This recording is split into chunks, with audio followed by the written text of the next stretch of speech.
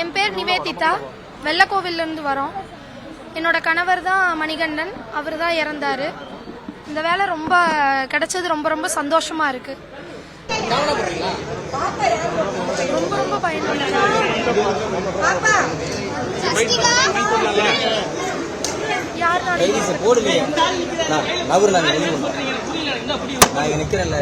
அண்ணாக்கு உண்மையா செய்வோம். அண்ணா எங்களை நம்பி கொடுத்துருக்காரு.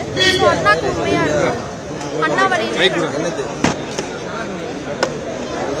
வர காலங்கள்ல பெஸ்டா எல்லாமே பெஸ்டா செய்வோம். முதலமைச்சர் எதனா சொன்னாருங்களா? ஆழ்ந்த இரங்கல் தெரிவிச்சிருக்காருங்க சார்.